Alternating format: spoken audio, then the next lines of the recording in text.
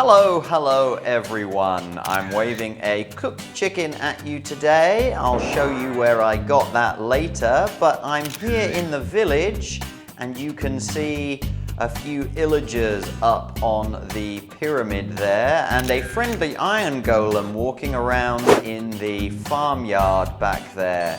But in fact, he's not the only friendly iron golem there is in the village.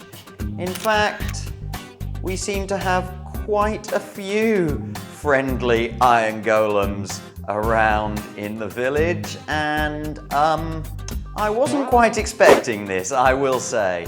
So the village mechanics have changed in 1.14, and I didn't really look up what was going to happen, but I believe that villagers will spawn an iron golem now whenever they are scared by monsters in the nearby area. And I think every day there will be monsters spawning up there on the pyramid, which means the villagers have a chance to spawn a new iron golem.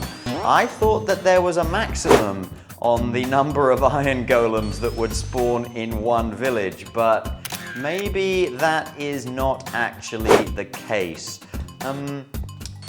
This could be a bit of a problem. I don't think I really want this many iron golems hanging around, although certainly it's going to make raids much easier.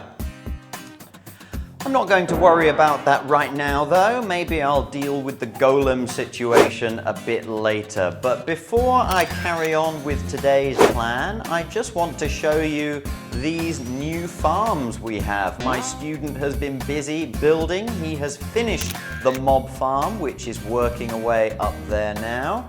And he has also built us a sugarcane farm, which is automatically harvesting sugarcane for us, and also this automatic chicken cooker, which is taking the eggs from these chickens and feeding them down into the kill chamber. That little baby chicken will not die, but as soon as it grows up, it's going to get cooked.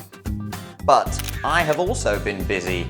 You can see there are a bunch of chests out here, and they are full of stone and also granite and cobblestone and all of the different mining materials, because I have also been doing a lot of mining. I have moved the beacon over here because it is time to start expanding this storage system. And if we go down to this level, you can see this is where a lot of that mining has been going on. I have started to lay out some shops for the mall that I am planning to build. Excuse me, we're not open yet, sir. You're going to have to wait. And all of these little areas are going to be small shops which are going to have items automatically fed through from these sorting modules. Before we go on, I think I would just like to show you exactly how these sorting modules work. It's going to get a little bit technical, and I want to be clear, I did not design these sorting modules. These came from a much smarter redstone expert than me. I don't know who came up with the original design, but I can explain how they work.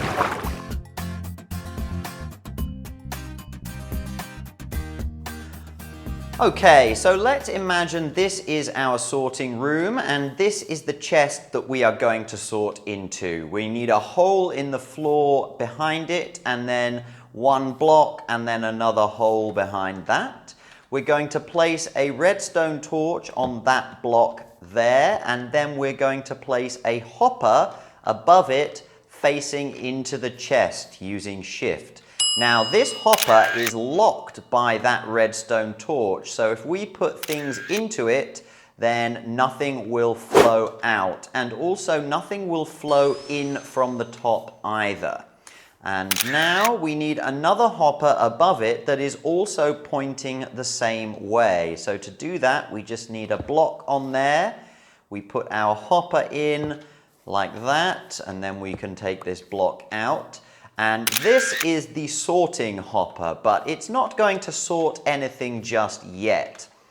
To do that, first we need to put a repeater into this hole back here, and then we can cover that up with 2 blocks right there. Now is the most important block for the sorting system. That is this comparator, which is coming out of the hopper here, and it is taking the contents of this top hopper to give it signal. Now, if we put an item in there, you can see that the comparator has activated. But the last thing we need to add is a little bit of redstone there and another piece there. And this is actually the full unit. This is a single redstone sorting module.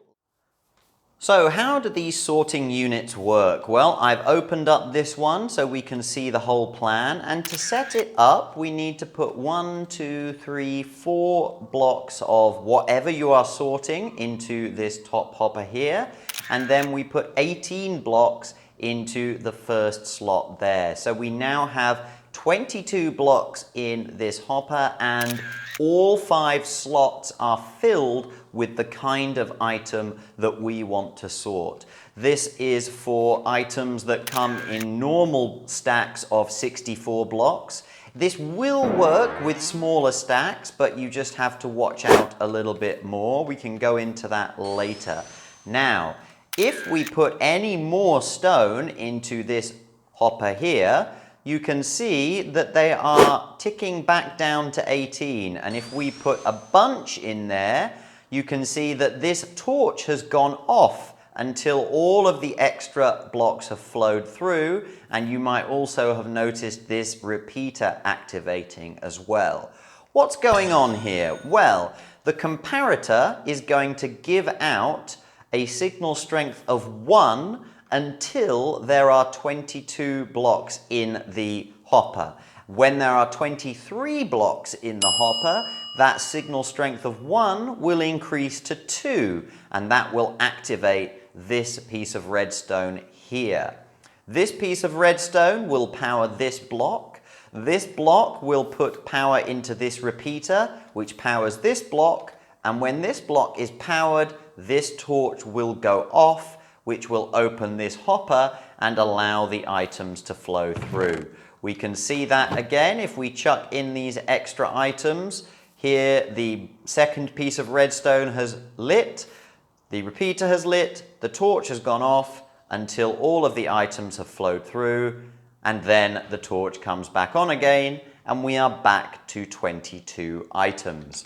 Meanwhile, all of the extra stone has flowed through into this chest. So, as I said, it's the comparator which is doing the work in this sorting system. If we take 23 items and we put them in, we get a signal strength of 2. But if we put only 22 items in, that signal strength is only 1. But we do have to be careful. If we keep putting things in, that is still 2 with 45, but if we put in a few more, the signal goes up to 3. And we have to watch out for this because it can cause us a few little problems. So I'm down here in a temporary sorting room, and I'd like to show you this line of sorting modules around here. We have 7 of the modules in a line. That is no problem. We can do that because each of these redstone circuits is only putting an output of 1. And that's because all of these item hoppers have 22 items in them. But what happens if this chest gets full? Well, if this chest gets full, then the items will start to back up in this hopper. And that's not a big problem, but if this hopper gets full, the items will start to back up into this hopper. And that is when we might have a problem. Because if this hopper starts to overfill, then this signal strength might grow to maybe 3 or 4 or even higher, which means it's going to spread to the left and to the right. And that means it's going to activate these pips of redstone, which is then going to release the coal hopper and maybe the gold hopper and maybe even further if you let it really get too full. Now there is a way to protect against this overflow, but it takes a little bit more space and some special items. So for this video, I'm just going to keep it simple with the basic design, but we might go into that another time. So that was a little bit technical. I hope you understood it. If not, no problem. You can always go back and watch the video again, or you can just use the design. They are really, really simple to make. You just need to set it up as you see here. You don't really need to understand how it works. Okay, so this sorting hopper is set up, and now any cobblestone which comes through the system is going to fall into this hopper here, all feeding into the same shop here. That'll be great. And then we can have the next two sorting modules coming through this wall into this shop here. And then we have this corner shop, which doesn't have anything feeding into it. But no problem, because if you look up this hole here, you can see a tunnel leading to the surface. And now we're at the top of that hole, well, almost, and we can see here is the sorting system coming out of our AFK fish farm. We fish up there, and all of the different items can be sorted into these hoppers here. And I think we'll have the bones in the corner shop there. We can feed the bone chest down into this corner shop. And all of the other fish farm items can come into a row of shops on this side of the corridor. We have a lot of different items that we need to sort in here. So there's going to be a lot of mining. And on that note, I have a little question for you.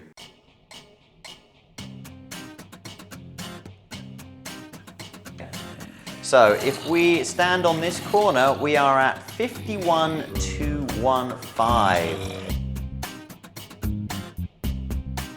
Standing at this corner, we are at 51,301. So we have walked in the Z direction here.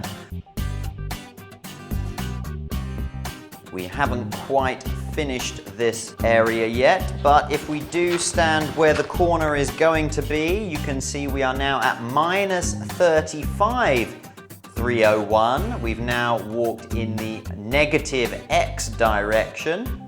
And so over there, the last corner is going to be at minus 35,215.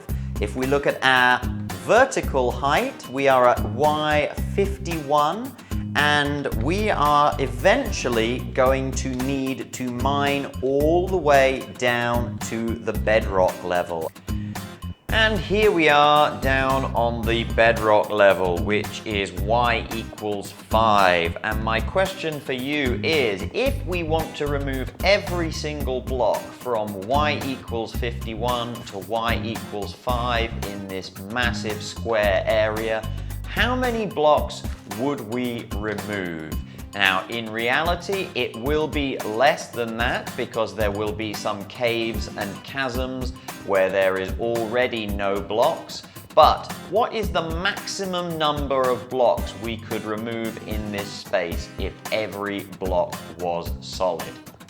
I'll let you think about that between episodes, and I'll keep removing some of these blocks, and hopefully when we come back you will see that I have made some progress. But that's all I think we're going to have time for today. It's been a little bit technical, but I hope you've enjoyed that, and thank you for watching, and I'll see you again on the next episode of MYEPCraft. Bye for now.